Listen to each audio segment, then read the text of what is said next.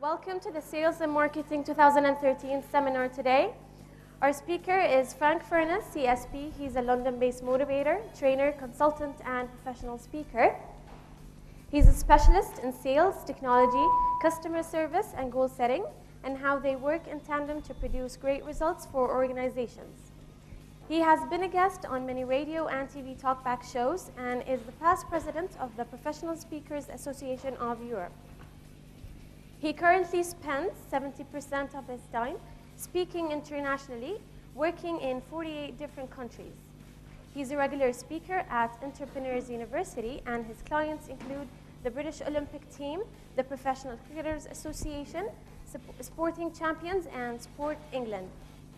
Frank's books are Walking with Tigers, Success Secrets of the World's Top Business Leaders, and How to Find New Business and Clients.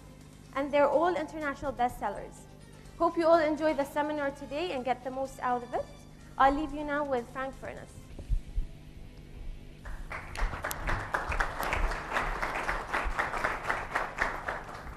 Good morning. Assalamu alaikum.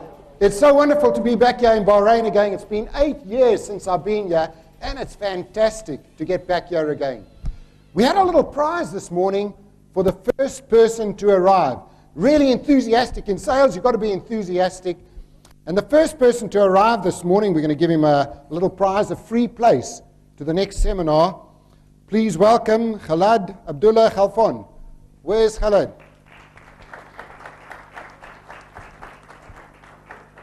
He came early, now he's left already. Khalid is gone? Is he? Yeah, there he is. Ah, there we go. Big welcome, yeah.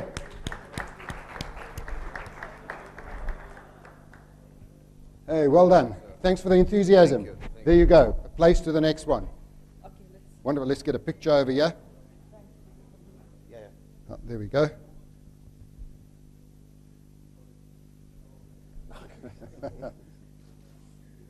Thank you. Thank you, sir. Well done. There we go. We're going to have another prize today, and this prize is going to be for one full table. How we're going to award this prize is we're going to judge it on which table is back first from tea time, from lunchtime, which table doesn't sit and text the most, which table doesn't take any phone calls. So we'll be watching. If somebody on your table is doing a text or a phone call, that table's out. So we're watching. So everybody on your table's got to work together as a team. If you work together as a team, the whole table gets free places to the next seminar. How would you like that? That would be fantastic. Right, give you a little bit of my background. I come originally from South Africa. I grew up in a mining town. My dad used to be a miner. Every day he would go 2 miles underground. He was an electrician, and he would go and work there. When I was 9 years old, this mine that we lived on, it was built on like sponge rubber. So every time it rained, the house would sink a little bit more. And my dad would go and look at the meter. And if the house sank too much, they would move us to another house. When I was 9 years old, we had a disaster. The whole village started falling in. You take a look at this. A hole appeared that size, and holes started appearing in the village all over. One family disappeared into a bottomless sinkhole. And then they said to me, they want me to be the first person to get a degree in the family. Nobody ever had a degree. I was going to become an accountant. Unfortunately, that was my mom's dream, not my dream. I wanted to be a drummer in a rock band. That was my dream. So for 9 months, I was an accountant, and then I left there, and I followed my dream. I became a drummer in a rock band. In 1980, I got married. I had to get a real job. I didn't know what to do, but I had a friend who was in sales, and he had a Mercedes. He had a tennis court. I thought, that's what I'm going to do. I'm going to sell. Anyway, I found out where he worked. I knocked on the manager's door, and I said, I want to come and sell. I had 3 interviews. I failed all the interviews. I had 3 aptitude tests. I failed all the aptitude tests. But looking back now, the main reason I failed, when I went for my interview, this is what I looked like. would you hire this man? I don't think so. Anyway, he said, you're no good for selling, but every day, 8 o'clock, I phoned him. I said, when am I going to come and start selling? He said, you're not. Next morning, 8 o'clock. When am I going to start? You're not. After 3 months, he gave up and gave me my first selling job. And I walked in, I said, what is selling all about? He said, it's the easiest thing in the world. 8 o'clock, you get to the office, you pick up the phone, and for 2 hours, you phone strangers and try to set up an appointment with them. He says they will swear at you, they will put down the phone, but every day 4 people will say yes to you. Every day you go and see 4 people. 1 is not going to be there. 1 won't know why you are there. 2 will like you, and 1 will buy. And every week you bring me 5 sales. And that's just what I did. Every day, come in, phone for 2 hours, got my 5 sales a week. The first year I was a top salesperson. Then went on and started managing. And after about 10 years, I had 120 salespeople. 1993, moved over to England. We started another company, which we sold 4 years later, and then got into speaking. Been doing this since 1997. But then I noticed about 7 years ago that selling was changing to buying. With the internet, people now, they were going to Google, and they were typing in a few keywords. Whoever comes up on page 1 of Google, they stand a very good chance of getting that sale. If their website is exciting, if their website has video, if their website is all about the customer, they stand a very good chance of getting the sale. So I started getting interested in internet marketing, and from that I've now got 22 websites.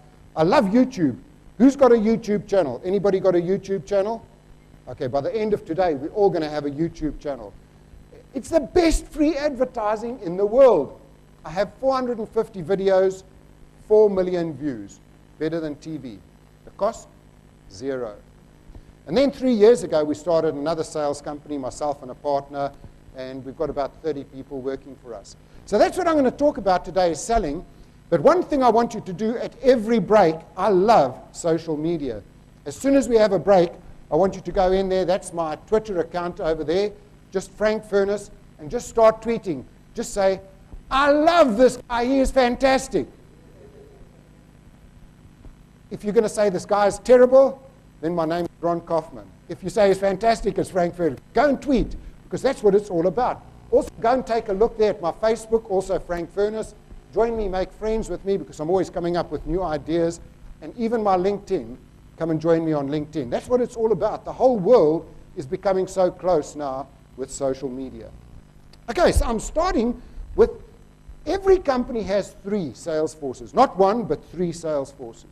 The first one is the normal one we're going to start speaking about is how do you meet a stranger? How do you get them to like you? How do you ask the right kind of questions? How do you close the sale? That's the one we always know. The second one, the unrecognized sales force, this is everybody that works for you that says, I'm not in sales, I'm in accounts. I'm not in sales, I'm in IT. Everybody is in sales. Everybody is in sales. And the third sales force, of course, is the unseen sales force. These are people that you don't even know are looking for you, but they're typing in those words into Google. So we're going to be looking at all 3 of those today.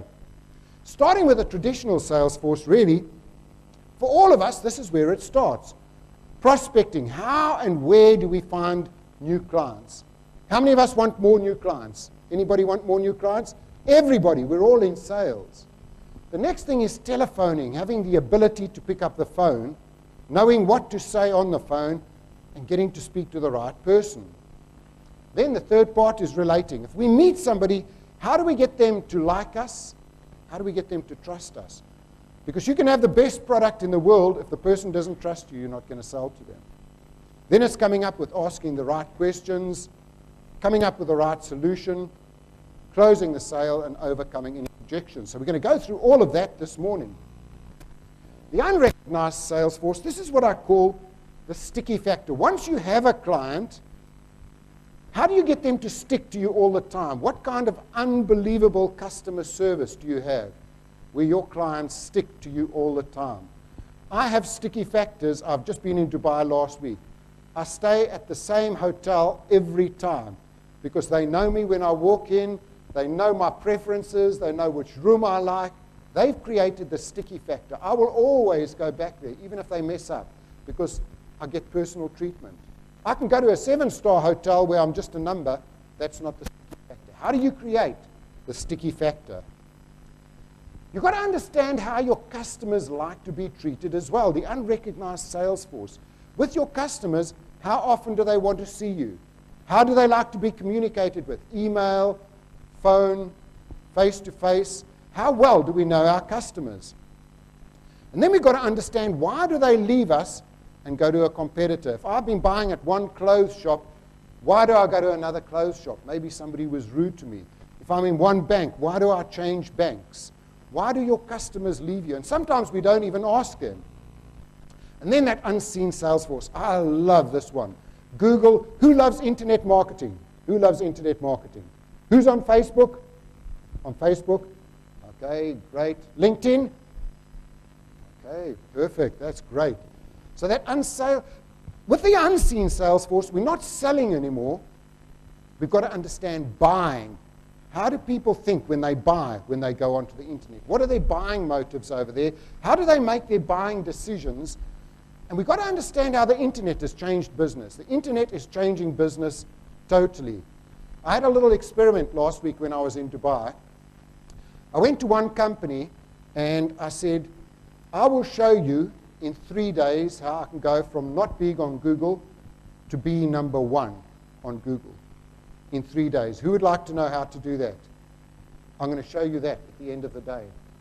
I'm also going to show you how you can own the first page of Google. Not be #1, but you own the whole first page everywhere in the world. That's what social media can do for you. So if you understand how all that works, absolutely fantastic. And then we've also got to understand, how do we make it easy for clients to buy from us? If we send an email, have we got a good email signature? That's part of selling. On our website, do we have a call for action? Every page. So we've got to understand the unseen, the unrecognized, and the normal sales force. Now, what do you think are the 3 C's of success in selling? What do you reckon would be one of the 3 C's of success? Any ideas? Customers? Customer care? Creativity. Yeah, thinking differently. Creativity. What else? Any other ideas? Connecting. Yeah. So there's lots of things. Commitment. That's important. Isn't that true? You've got to be 1,000% committed to what you're selling. You've got to believe that you work for the best company, you sell the best product. You've got to be 1,000% committed. The second thing is, you've got to be confident. You've got to have total confidence in your product. Confidence comes, the more you do it, the better you get. You've got to have that confidence. And the third thing is having a can-do attitude. Do you want to come through? You've got to have a can-do attitude, or even change that to a will-do. I will do it for you. I will do it for you. So when we think of those 3 C's over there, we've got to get out of our comfort zones. In sales, a comfort zone is the worst thing that anyone can get into. You've got to get out of that. The top salespeople I know, they do what nobody else does. The comfort zone people, they come in, they do the same stuff every day. No, we've got to get out of the comfort zone. How many of us in sales get a little bit of rejection where people say no? All of us. That's part of selling, isn't that true? We've got to accept. Rejection is part of it. That there's always going to be lots of no's. Some clients are going to say no. That's part of selling. So what? We've also got to get rid of excuses. They don't have enough money to buy from me. I'm too successful. I'm too unsuccessful. I don't want to sell to my friends. I don't want to work to comfort levels. Get rid of any excuses. Because many salespeople have lots and lots of excuses. So how do we get rid of those excuses? Now, I want to introduce you to somebody that I met many, many years ago, an incredible man. Who recognizes Arnie? Wonderful man. My very first year I was in selling, I set myself a goal. My goal was to travel around the world for 3 months the next year. When I was young, I was also into bodybuilding. Now that I'm older, my muscles have moved to here. I've got one big muscle here now, unfortunately. But I used to be in bodybuilding, and Arnie was my hero. I went to Los Angeles, and there was this little gym, and I went into the gym there, and there was Arnie, and he was busy pumping iron. And I said to the owner, is it possible I can speak to him?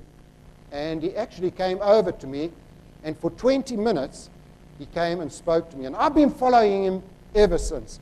This is his 6 rules for success. So if we can get our volume up again. Now, of course, people ask me all the time. They say to me, what is the secret to success? The first rule is trust yourself.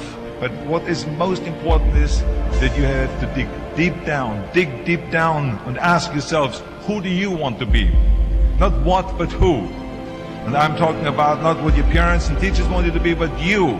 I'm talking about figuring out for yourselves what makes you happy, no matter how crazy it may sound to the people. Number 1 is, of course, trust yourself no matter how and what anyone else thinks. And of course, rule number 2 is break the rules. We have so many rules in life about everything. I say break the rules, not the law, but break the rules. It is impossible to be a maverick or a true original if you're too well behaved and not want to break the rules. You have to think outside the box. That's what I believe. After all, what is the point of being on this earth if all you want to do is be liked by everyone and avoid trouble? The only way that I ever got any place was by breaking some of the rules.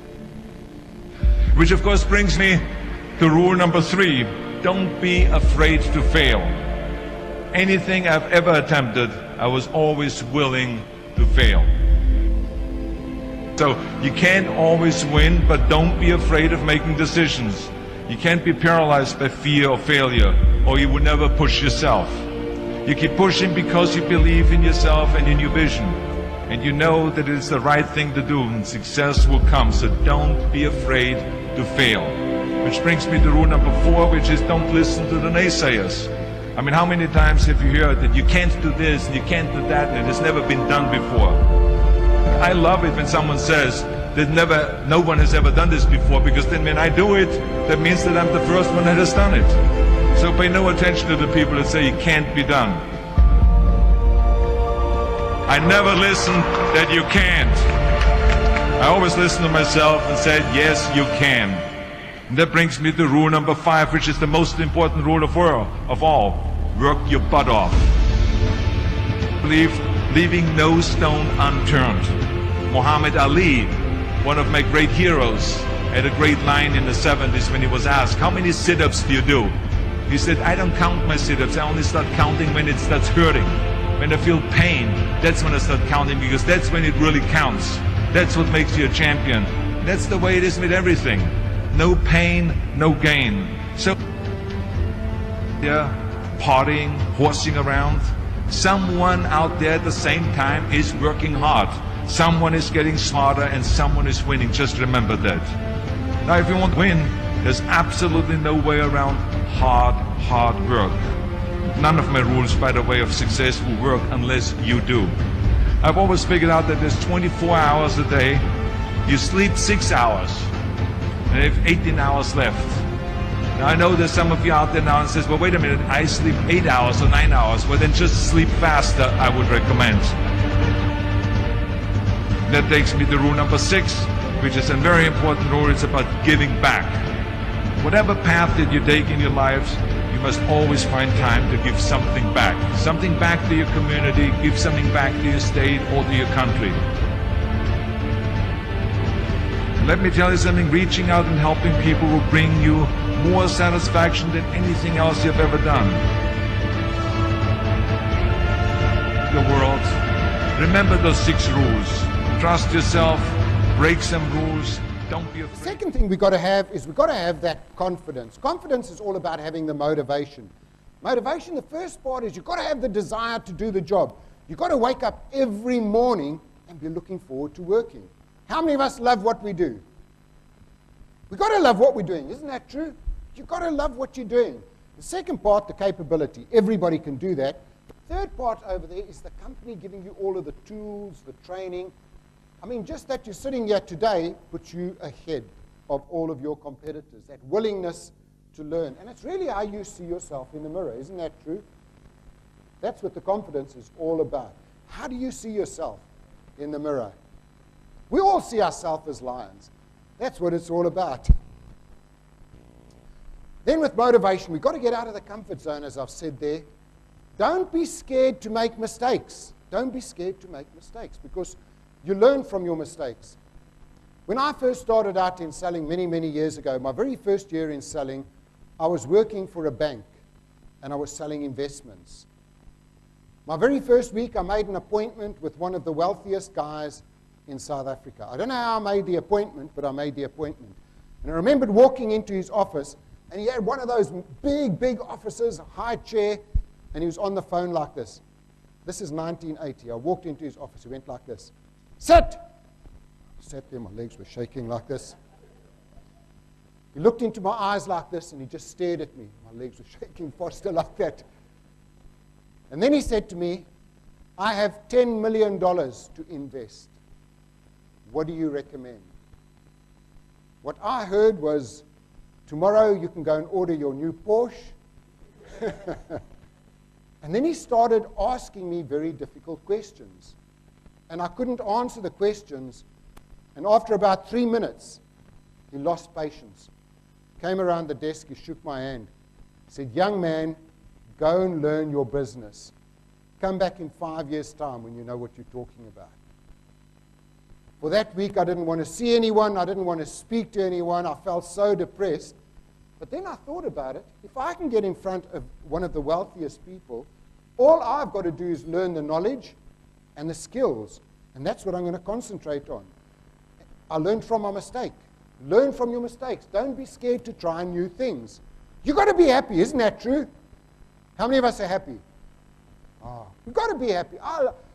We've got one life to live. One life. Either we can be happy or we can be miserable. Isn't that true? And all of us, I love sales, because salespeople are always happy, they're always enthusiastic. Isn't that true? People that are not in sales, how are you doing this morning? Okay. How was your weekend? Okay. They're never happy, you know. Salespeople are happy, enthusiastic. What you're all doing today, invest in your self-development. I mean, the company is doing so many fantastic things. Every 2 months, there's programs. Come on every program. If you can just learn one thing that you can take away today, you're way ahead of your competitors. One thing that you can take away. And then live in the moment. Smell the roses. Enjoy life. Isn't that true? Let's go out. I mean, what a beautiful country. I was out last night. I had one of the best meals I've ever had. I think the restaurant was called Coco. Who knows Coco? Man, that was fantastic. And that's what I love to do. Whenever I go anywhere in the world, find some of the local restaurants and just go and eat there. It's fantastic. I go to Japan, I walk into a restaurant, nobody speaks English. How do you order? I just point, I want that. And the food is fantastic. I love that. Live in the moment and never quit.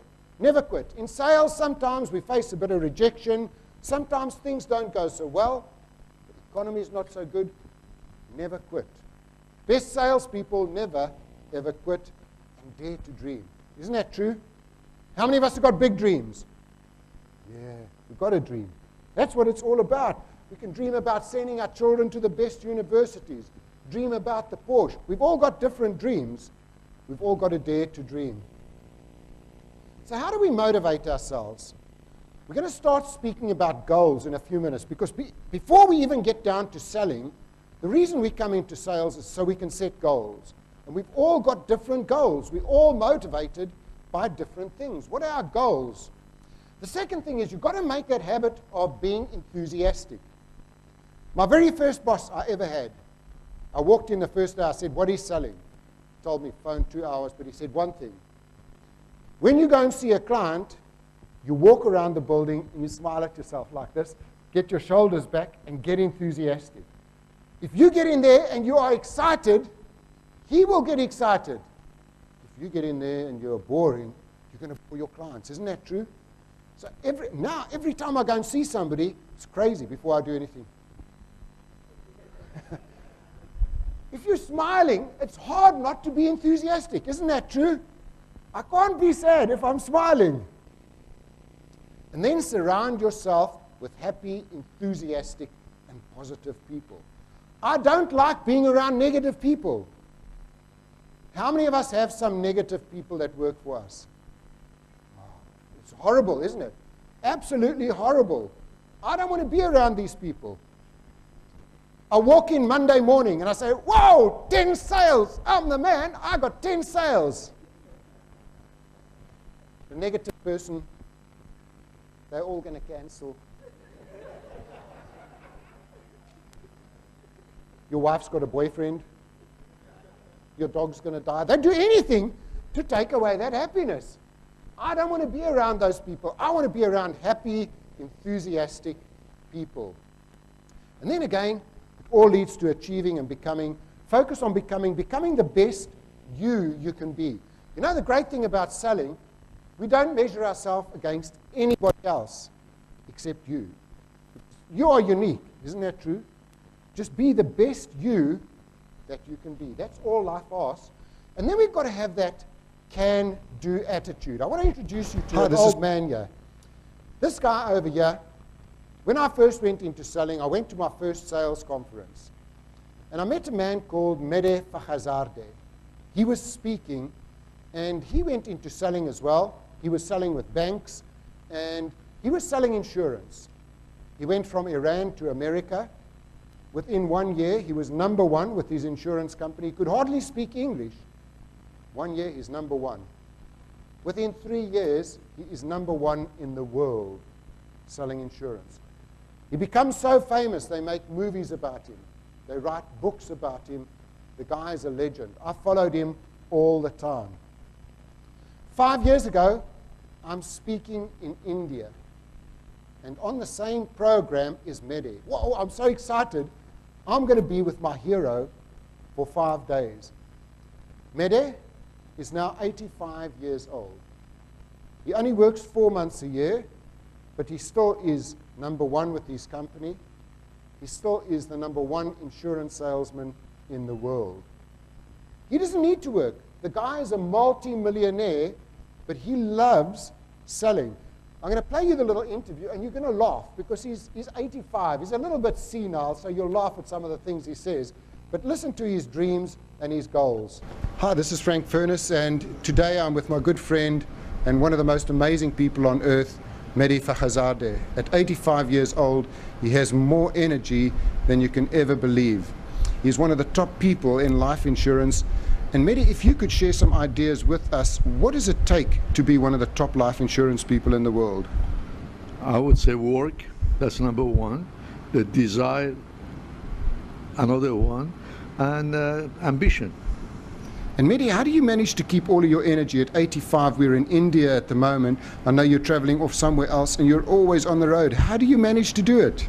Thanks God that I have a good health. I take care of myself in eating food. For instance, I'm 85. I'm 58 years in the United States. I did not have 4 cups of coffee. I don't drink Coca-Cola, Pepsi-Cola. I don't eat fried thing. I'm careful about the eating. And I exercise too. That's fantastic. Mede, you know, you came from Iran, you went to the United States and became an absolute legend. What did you do that was different to all the other insurance people? What do you think you did that was different that made you so successful? Well, actually, still I don't call myself successful. Many people, they think that if I'm number one with Metropolitan Life, that's a success. I don't believe it. If they think that I'm writing 10, 20, 30, 40, $50 million insurance a year, I don't call myself successful. I make good money. They think that is successful. No. Do you know what's my hope? Do you know what's my ambition? Right. To write in 1 year $500 million. How crazy is that? When the guy's 85 years old, he's a multi-millionaire, but he has a goal to do $500 million. That's impossible, isn't it? But he wrote a book called Nothing is Impossible. And that's what selling's all about. I mean, that guy is so passionate. He loves what he's doing. He doesn't need the money. He just loves selling. And that's what we've got to be doing. Successful salespeople have got three things. They've got to take total responsibility. If you are selling and you don't close the sale, it's nobody else's fault except yours. Isn't that true? My first boss again, he said to me, if you go and see somebody and you don't close the sale, he said, whose fault is it? I said, I don't know. He gave me a mirror. He said, look in the mirror. And that's what it is. You've got to take total responsibility. You've got to think 3 years ahead because things are changing so much. With the internet now, depending on our business, how can we use the internet? How do people make buying decisions? How can we attract people to come in and buy our products or services? And the third thing we've got to think about is we've got to think like business people, not like salespeople. Because it's easy to go out there and get a sale. If we're giving the biggest discount and we're not making any profit, that's pretty useless. So we've got to think about how do we think profitably? How do we make a profit?